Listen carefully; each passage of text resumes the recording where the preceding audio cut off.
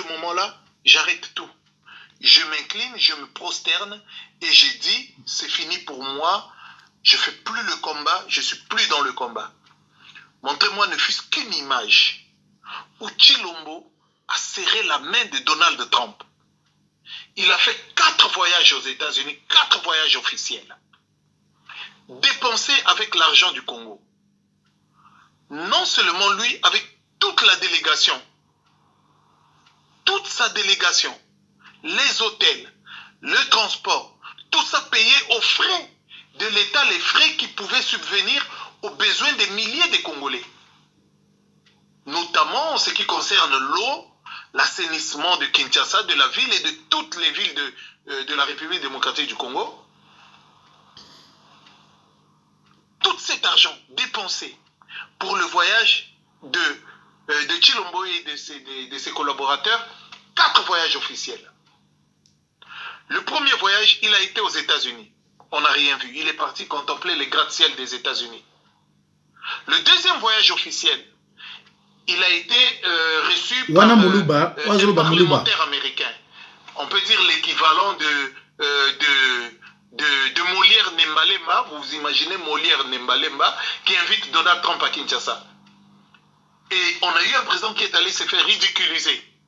Dans ce sens-là, le troisième voyage, il a été faire des conférences aux États-Unis parce qu'il en avait vraiment besoin pour aller plébisciter Kabila. Et le quatrième voyage, s'incliner dans un cimetière, l'équivalent de cimetière de Kinsuka,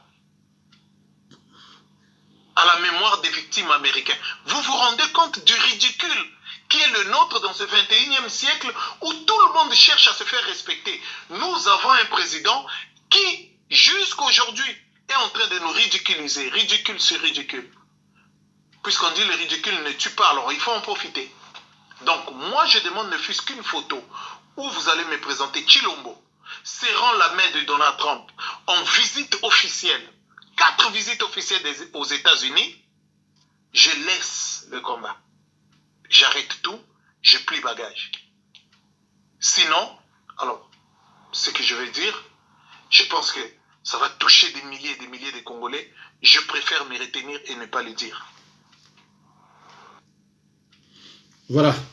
Nous avons ndeko boyoki owana lobby ezangate eza muluba mutalo confirmer biloko nyonso wana. Voilà. Ils sont près de 1400 hommes, enfants et femmes, tous de nationalité burundaise, retrouvés par miracle dans la ville de Goma. L'alerte a été donnée tard dans la nuit de ce samedi 14 mars par les habitants du quartier Lac-Vert, dans la périphérie sud de la ville. Il a fallu quelques minutes à la police pour investir le lieu. Tôt le matin, les agents de la migration ont procédé à leur identification. Chapelet, autre insigne religieux en main, ils disent appartenir à une secte sortie de l'église catholique et seraient en pèlerinage en RDC. Pas de pièce d'identité, ni la moindre autorisation. Ce groupe de clandestins affirme avoir traversé les frontières congolaises par le poste frontalier de Kanvivira, dans le sud Kivu. Ils exigent un asile et s'opposent à toute idée de rapatriement dans leur pays d'origine, sous prétexte d'être en insécurité sur leur propre territoire. Comment sont-ils alors arrivés à Goma? Pourquoi avoir choisi comme campement un domaine privé loin du centre-ville? La démarche cache noir sur blanc une ambiguïté. Pour l'autorité provinciale descendue sur place, pas question de négocier, il faut faire respecter les lois de la République. Nous sommes un pays bien organisé. S'ils veulent avoir le droit d'asile à la République démocratique du Congo, ils n'avaient qu'à respecter la loi. Et donc, comme nous sommes très loin de la frontière burundaise, nous pensons que leur situation devra être réglée par où ils sont entrés. C'est la raison pour laquelle nous voudrions bien organiser les renvois, peut-être au site Kivu, le site Kivu pourra prendre les relais pour examiner leur situation. Soit la République démocratique du Congo va lever l'option de leur expulsion du pays parce qu'ils sont tous irréguliers. Et soit, s'ils ont des arguments pour demander l'asile, ils vont respecter la loi congolaise, ils vont formaliser les demandes d'asile. Carline Zanzuka Sivita, qui accuse les responsables désignés de ce groupe de manipulation d'individus vulnérables et exploitation d'enfants, affirme que les enquêtes vont se poursuivre pour identifier tous ceux qui circulent encore dans la province clandestinement. Il appelle les populations de Goma et environ à garder leur calme et à dénoncer tout mouvement suspect d'étrangers. Loin de plonger dans la psychose, Goma continue de vivre son beau temps sans perdre sa vigilance patriotique. Bandeko Bomoni, plus de 1400 Burundais ont demandé asile na RDC, plus précisément na Goma. Bino bozo luka pa balkanisation et kouta, et bozo mona. Kamere, directeur du cabinet na bino kuna, Burundais, bayokani akoti bandeko na ye kuna. Basala ka likamunyo so bayebini bazo sala. Bino bozo yebate. Tant bazo distraire bino ba concert na boyebo swanaka talabango. Donc ceux qui sont congolais, ozana na ya ba concert tilelo, eza mawamingi. Tande bakoti. Et bele 1400. Na ina nega so ba boti, opesa combien? Et na 5 ans so ba boti, opesa combien? Boza mayele botala pai RDC zo kende. Bokoyoka siko kamere na boyi kuto na bosse nous na examiner comme avion yo na kati ya avion oyo botala nde ba komi na avion oyo Minembwe botala au moins avion na ebite so bozo mona o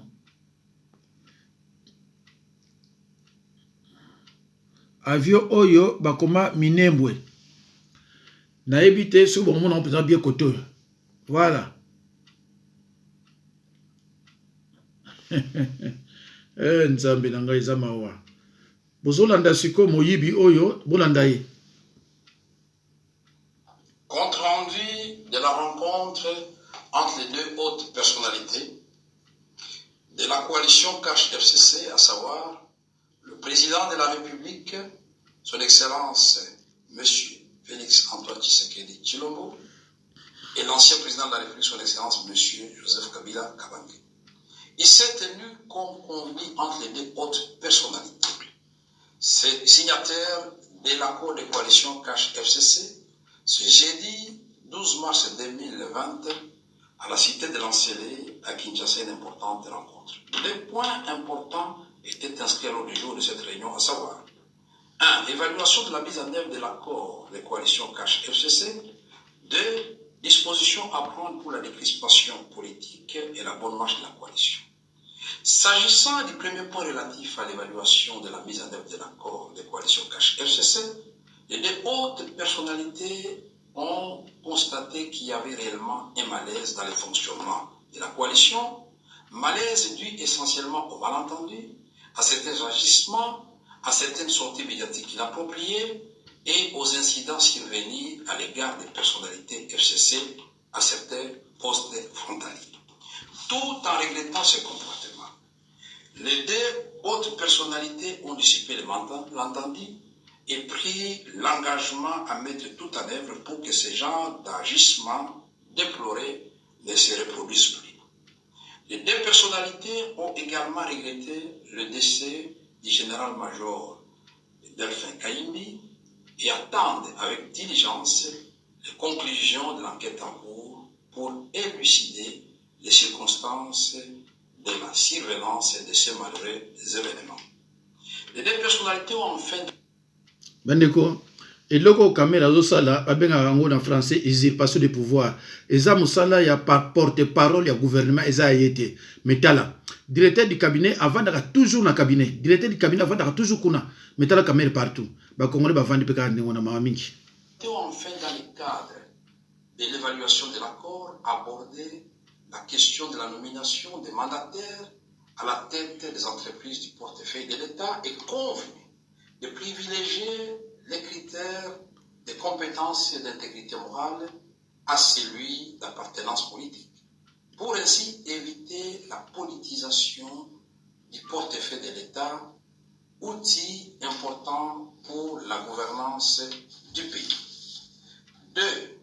En ce qui concerne le deuxième point relatif aux dispositions à prendre pour la décrispation politique et la bonne marche de la coalition, pour éviter que ce genre de désagréments ne se reproduisent dans l'avenir, les deux hautes personnalités invitent les acteurs politiques des deux regroupements politiques, CASH et FCC, à œuvrer dans l'esprit d'entente et de cohésion pour contribuer à une mise en œuvre de l'accord et par ricochet à la paix et la stabilité, ingrédients essentiels pour la bonne marche du pays. Par ailleurs, les deux personnalités ont décidé de mettre à un niveau élevé un cadre permanent de concertation. Pour terminer, les deux hautes personnalités ont décidé de mener des réflexions dans le cadre de la coalition pour la réforme de la loi électorale et de la CENI. Commencée à 15 h, cette importante rencontre qui s'est déroulée dans une ambiance empreinte de convivialité et de respect mutuel a pris fin à 18 h 30. Fait à Kinshasa, Vital Kamere Lwakanyiki, directeur du cabinet chef de l'État, je vous remercie. Mawa bandeko na ngai.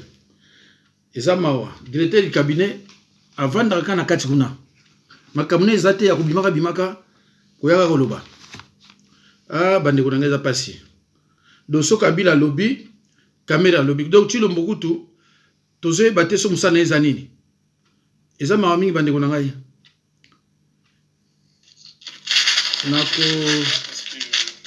Nako luka mutoyo makamuna epeza ya malamu te bandeko tokoyoka sikoyo message moko baza kotinda epa ya Kabuya oya IDPS. Kabuya za nani? Kabuya za muto bana oteka ba essence na Kinshasa akoma siko secrétaire ya IDPS poza muluba. Alors akekozwa mwana ya nani ya Rose Kasavubu Rose oya ki tikala chabino boyo kananu yene na luba. Il y a réseau. Et je pense que beaucoup me posent parce que réseau Katana qui je ne sais pas qu'est-ce qui s'est passé. Et naiko pesa bino mbote biskano tuzali mbote na bino tout c'est vrai que na mon bozongi parce que réseau zaki au Katana et je sais pas qu'est-ce qui s'est passé. Bon tozonga comme ça tout continuer parce que ma solo to sur la lelo ils allaient vraiment hyper important. Pour naïe au fond la congolais ba fond la miso ba il y a un problème. Oh il fallait to biso ba congolais to tel mais là yango pour pas continuer comme ça. Donc nazaki ko pesa d'abord mbote ya bandeko noso bazolanda ngai biska pozali na bamboka na bino biska bovandi lelo ezali dimanche na sengi kimia na bota na bino et nzambe azala na biso nyonso tu biska biso tozali. Alors nazaki kolobela makambo ezali hyper important oyo ezosalama lelo. Naïe kolobela ba point ezali d'abord sur le point il y a papa na biso oyo azali ki premier président ya RDC oyo tobengaki Joseph Kasavubu. Ok, aujourd'hui je pense que si j'ai encore une bonne mémoire, 51 ans et puis à Koufa, donc de 69 à 2020, donc ça fait 51 ans et pour ça là, le 24 mars. Alors, le 24 mars, on a des journées où normalement dans le pays où c'est normal, dans le mboka où il y a solo batu baebi nzambe na solo soi-disant, dans le mboka où batu bazana mémoire ya ba mort ou ba kufa pour na mboka na bango.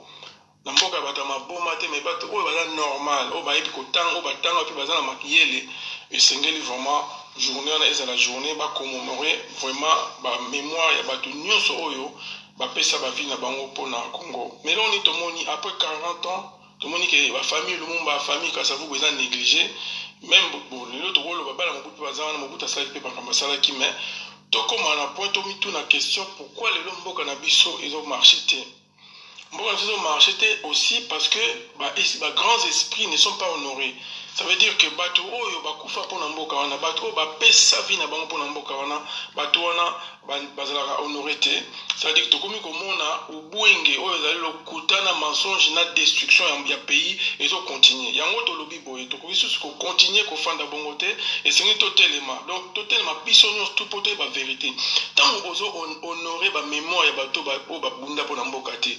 Tant bino bozo sepela kaka entre bino bozo sama na bino entre bino et que bozo mo mais pays nous tous les arena âme nango faut qu'on y yango. Chaque pays a l'âme l'âme du pays est quelque part ama pays nyonso ezalaka na bato oyo bakufa na ba bon terme bakufa na ba bon sens mpona koyeba kolibere mboka baoyo bakufa mpona mboka baoyo bapesa vie na bango mpona mboka. C'est des martyrs, c'est des gens importants que nous devons honorer.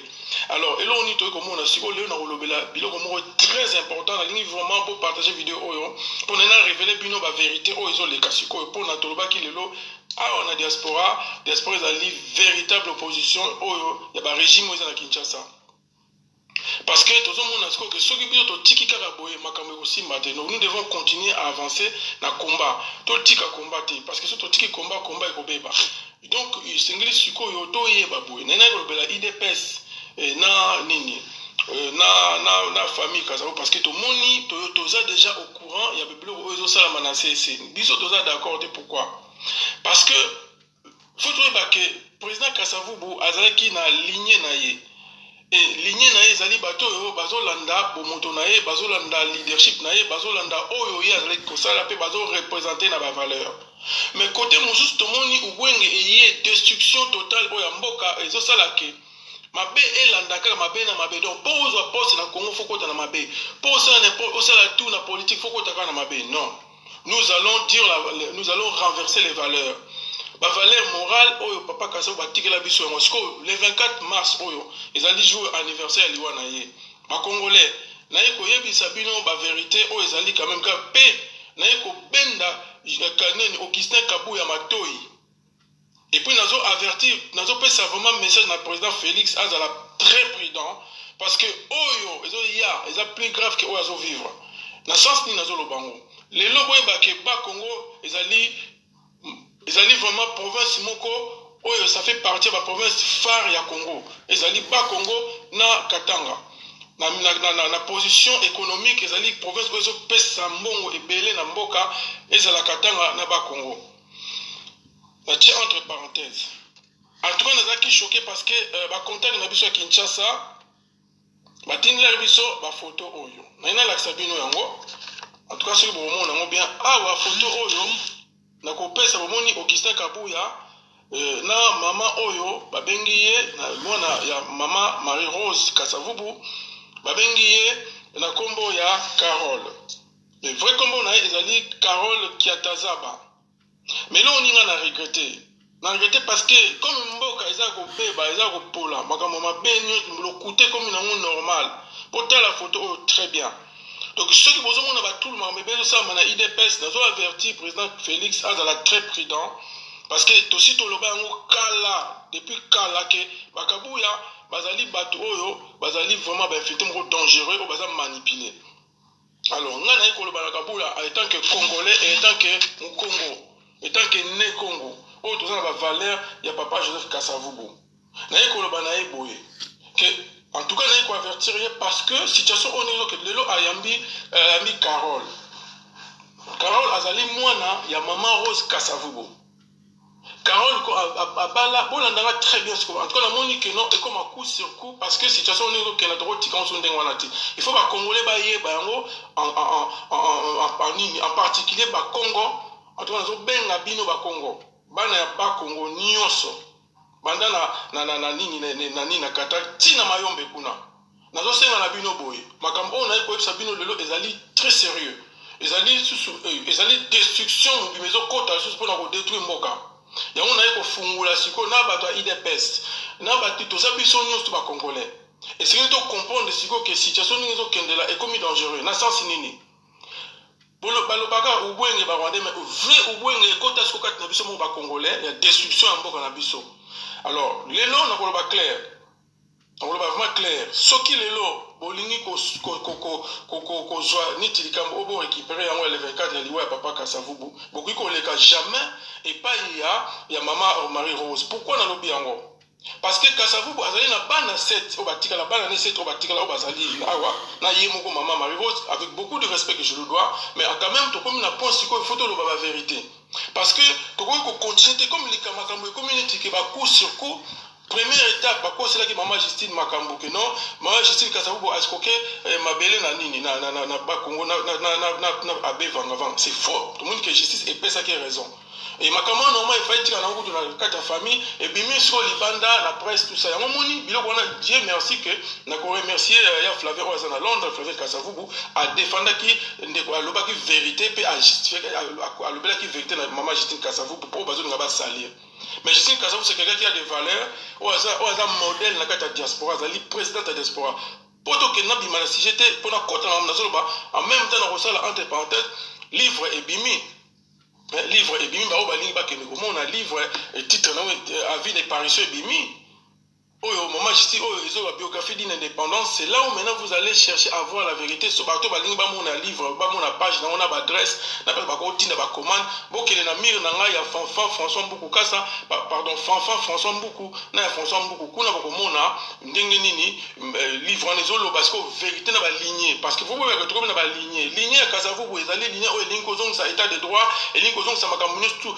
soki Félix azaki encore conscient avec à côté na lignée wana parce que zaki lignée oyo ya à peu près au papa Tshisekedi pe abandé Kolanda ya vraiment ko libérer mboka alors livre on a ezolo la biographie peut la biographie il y a histoire il y a indépendance et peut expliquer ba détail près il y a makambo ebele tina makambo ba konoa virus oboyo kango ba mbeze belé na kati oyo Congo a commis lokola base ya monde alors tozonga siko na likambo na photo oyo nazola sabino nazonga sango lisusu alors naza vraiment éclairé ya komona ke pe kozwa kaka na batu oyo ya biso ya kati baza kuna na IDPS bazo bisa biso ke non Kabuya ayambaki Carole nini mais na ba texte na ba revue oyo bimi na Congo na ba journaux oyo ba komi Carole Kasavubu non moi je suis venu contester aza Carole Kasavubu te azali koko ya Kasavubu ça c'est vrai mais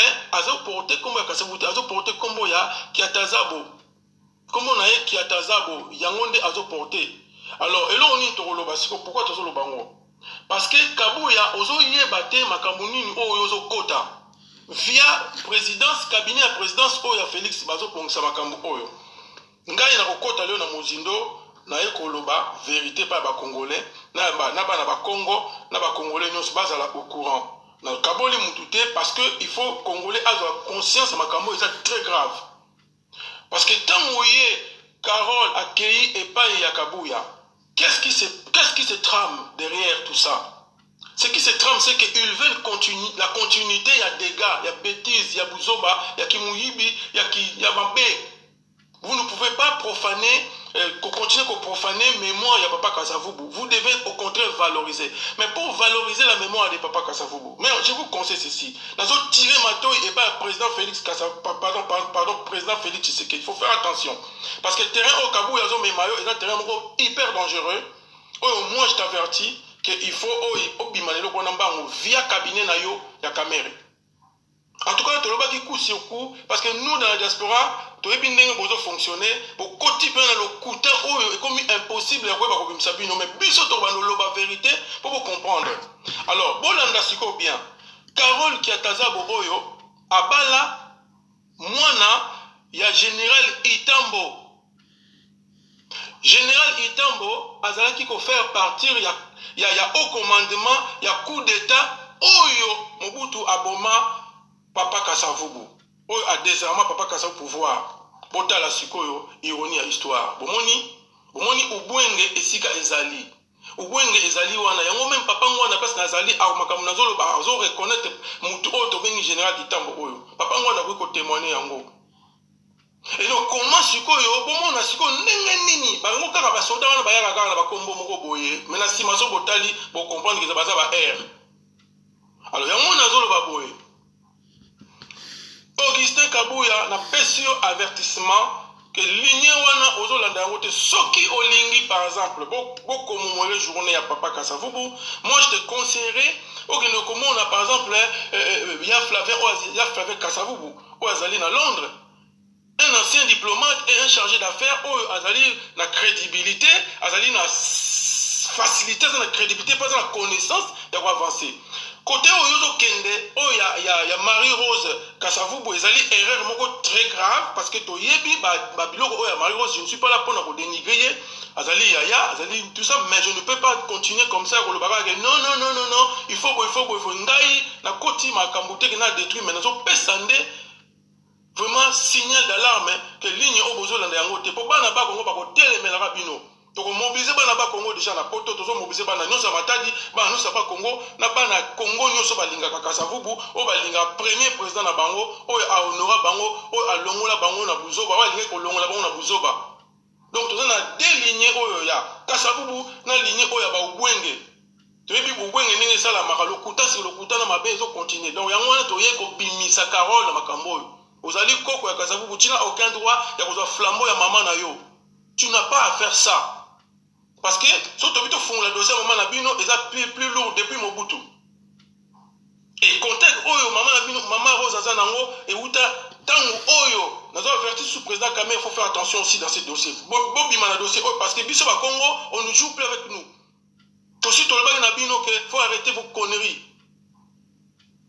Et je suis là pour alerter tous les bana ba Congo, bola ngalikambo. Bo tele mela bango so ba yekuna ko profaner susu tombe ya papa Kasavubu. Nani o a nettoyer tombe na. Si ba chanzela kuna pa ke bokota ke tango nazo fungula bino susu. Ba président bazo ya le 27 oyo. Le 29 bazo ki chassa wana ba président ya nini ya 9 pays o baza ba voisin na biso pona makambo ya nini ya oyo. Bazo la pour makambo accord Addis Abeba, mais accord Addis Abeba faut la modifier. On a conseil président Félix, il faut modifier accord wana parce que à l'époque je m'en souviens que accord wana les a boycotté na nino na IDPS. Hein? Alors maintenant il faut modifier ça, c'est l'occasion parce que pour na kimia mabezate et pour que ça va diaspora nous sommes bazonga ba tous bazali banda bazonga pour na mboka kimeko ta na région mabeza na ngote wana mais faut qu'on modifie yango Congo azalate ke mbisi na bango musuni na bango bando ko lia ba banda ko zwa ba lia non faut que bon ça bloc wana tout occasion za malamu mais faut qu'on rectifie bloc nous donc na zone na likambo ya Carole Carole Kiatazabo alingi azwa flambeau ya mama na ye à travers le président Kamere, il faut Kamere éviter biloko oyo parce que vous avez déjà pas premier belé. Ce que sous au mitie sous nini simanayo ya ko etali nini ba Congo et ça sous bien te pour biso toujours informer pas na ba Congo. Toujours bisa bango vérité oyo ndinga makambo lekela parce que situation au ke nango yango te. Alors, imagine-toi vraiment moi si oyo Carole moi na maman Marie Rose Carole abala mobali na ye nani mwana ya général Itambo oyo a participé na liwa ya papa na détournement ya pouvoir ya papa Kasavubu na au conseil ya commandement militaire ya Mobutu mais boko lukana erreur bandeko ata utoza bazo bango ata utokomi liboma yango bon réfléchir na ta une semaine ba congolais s'il vous plaît président Mobimba ba pese ata valeur te ba ki parate ba tika nuna ndenge nini mboke ko bonga ndenge nini mboke ko zala bien ndenge nini ame ya mboke ko telema parce que bozo nyata ba ame oyo kufa pona mboka wana pona bino bo sala ba anniversaire pona bino bo binaka bo sepelaka bo sala makambino bolingi. Et nous devons comprendre que les choses sont vraiment graves. Et moi je dirais ceci, tous ces racailles qui profanent et qui blasphèment son nom, le nom de Kasavubu. Franchement, en blasphémant et en régnant ses œuvres salvatrices et héroïques, franchement parlant, ce sont des pauvres collabos qui seront bientôt bannis. Mais ça, c'est moi qui le dis. Qui seront bientôt bannis. Parce que nous ne pouvons pas continuer à vraiment à profaner, hein? Psychologiquement, vous avez profané mémoire à Moutou à Koufa pour Namboka. Jamais vous vous souvenez de la bananaï au Baotambola solo. Mais c'est quoi ce gouvernement? Pour le bas qui les peuples d'abord, mais c'est quoi ça? C'est quoi le caméra yo qui est sur la Kabouya? Il y a un bana EDPS, bako betaka bango, bako tumba bango bamoto. Parce que ma caméra zo kenda bino mo bozo timwa libulu na bino. Na bino bino likamba ba Congo, nazo avertir bino bo simba ba Congo te. Otika soki bolingi ko pesa vraiment valeur na papa Kasavubu atika maloba na ye alobaki na bana na ye. Il a posé des choses. Oh lelo ligne ngo bozo monango. Ils ont ligne o ya mabe, o continue ubwenge bana Mobutu ti lelo représenté par maman Marie Rose. Siko ye a commis maladie Tiens-moi Koko na Koko Kasavu. Et Koko Kasavu ne porte pas le nom de Kasavu parce que Kasavu a encore ses enfants. Ceux qui vont yini Justine, pour que nous rejoignons Flavien, il y a Flavien à Londres, c'est un diplomate. Il y a une qualité où il y a qui m'a fait la famille, et des familles qui m'a fait pour avancer, au lieu que Kabul et donc, nous avons averti le président Cameroun, nous avons respect. Mais Bimisa Makambo, parce que vous avez un cabinet, Kabouya a ordre. Photo, on a la kisi, yangoyo. Toza nango déjà oyo Kabouya ayambaki nani. Alors bon moni gens monte au Kabouya comme ozwa. Kabouya na pesi un message, fais attention. Na kombo ya Kasavu buto o profaner vraiment mémoire na ye. Fais attention. Na pesi yo sko batu oyo na l'action na photo. Na l'action na photo, il faut t'en débarrasser vite parce que banakin bana ba Congo baza près base la bino boyebo kende ko bata la bino. On ne peut plus accepter ça. Que beaucoup ne connaissent pas, profanara boé, que ça ou bien la bino pour quand c'est que batouaï bima la bino. Nous on parle pas, mais on sait ce que vous faites et on est au courant à chaque minute, à chaque seconde de ce que vous êtes en train de préparer. Na bengi président Félix, pekisa bango nzela wana yo mdoza président. Cabinet na yo ezo sala makambo yo na secret et pesi via Augustin Kabouya o soka zaka nani ya ngoni lelo bana IDPS bakomi ko beta ko tumbe moto parce que c'est des traîtres qui vont te mettre dans le trou et puis ce toloba ngo kala kutu stoleka donc oyo kate wanza pom na yo mais bis toujours alerter quand même l'esprit bien voilà bana Congo soki bolingi botanga lelo histoire indépendance livre et bimipe. Ce qu'on a Congo en Bozana, parce que vous ça va livre peut tout à la binote. À part papa Mwanda va souvenir on a ba historien musu ba comment mais peut-être on a évité mais na évité quand même ba livre papa Mwanda comment nous avons Mwanda té mais j'ai du respect pour la vie wana. Et donc makambo nazo ba général itambo papa Mwanda ko confirmer on nazo senga ma sekou ya papa Mwanda ko confirmer le kambo parce que eza mawa mingi papa Mwanda c'est triste na makambo oyo ezo leka. Oyebi oyo c'est le cas pour la famille Kasavu qui rejeté. Si quoi caméra donc on écoute ça sur Félix Nabusoba et il faut qu'on arrête tout ça machine on a fait quota caméra na Kabouya il est pas comment diriger na libanda il est pas et kokufa kalate peut-être c'est Koufi na solo bango pona chola bango te mais nazo mona ndeni ba combattre bazo bunda pona ko sauver ou ba ko sauver. Et maintenant, nous ne pouvons pas continuer comme ça. Ko profanaka ba bagambo, ko chama comme na CC, ko tambula na ubwenge. Bolo baga ubwenge ba Rwanda, mais bino mo comme na ubwenge mo aussi grave, ya lokuta mo bo o ekuto ko comparer te. Bande ko nanga s'il vous plaît, na ko bonde la bino vraiment réfléchir. Nazolo ba boy, na même na ma misu. Parce que eza choc, eza ma mingi, o to mo na continuité à ma bé. Comment te ko ndi ma continuité à ma bé et continuaka ma bé continuaka. To koloba te to tika ndengwana. Yango nazo alerter bana nyonso ba Congo bana matadi. Na obenga bino nga François Mbuku kasa ndeko na bino boyebi nga très bien boyebi. Président Dédé la Moussa ba pangi. Parce que maman on amam que grave bana ko préparer maman kaka ça na ko salir mémoire ya Mbuta. Kasavu. En tout cas, il faut vraiment au plus vite pour alerter bana matadi nyonso bana boma bana ya chela bana lukula bana sioni bana kangu bana materne bana kinzambo bana sekebanza bana mbatasiala bana ya nyonso